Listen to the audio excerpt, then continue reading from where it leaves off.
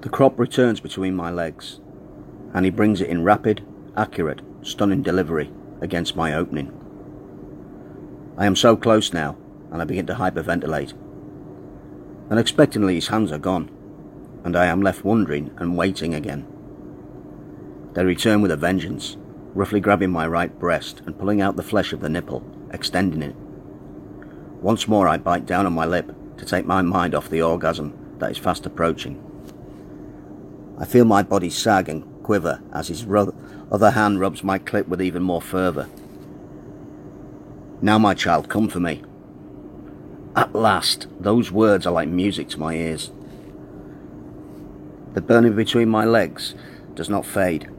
It merely intensifies and cannot be blocked. I feel a stinging against my ass as the crop rains down on my flesh.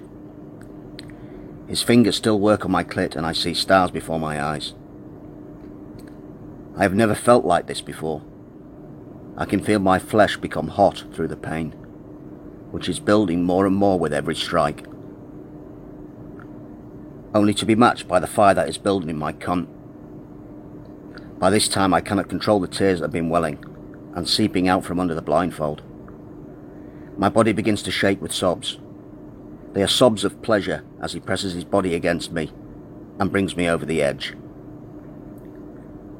The warmth and sheer presence of his body is beyond soothing to me. The left arm wraps around my waist as my tears subside, and I am anticipating a full embrace. I am not disappointed, and he draws me to him, and I rest my head on his shoulder. The stiffness of his erection against the delicate skin of my inner thigh, I am panting rapidly from the exertion of my climax. Curtis softly strokes my hair and unties the blindfold. Our eyes meet in the most touching of moments. There is no need for words, but he speaks anyway. "Well done, my child. You're the best of my pupils. I see a long future for us together." That was all I wanted to hear, to know that I have pleased him. He begins to unbuckle the belt that was preventing me from speaking and drops it to the floor. His head descends again to my shoulder, and I feel the exquisite bite of his teeth. The aftershock of my orgasm ripples through me. I sigh. Now that I am able, and tilt my head to one side to allow him better access. I am trembling uncontrollably now.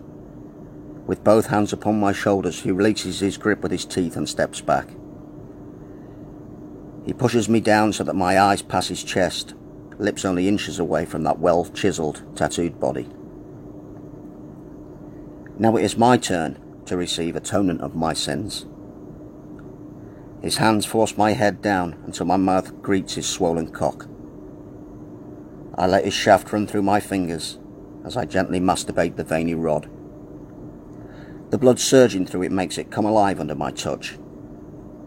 I take him deep in my mouth, cupping his heavy balls in one hand, massaging them as my head bobs up and down on his meat. I would commit murder 1,000 times for this man, just to feel like I do now.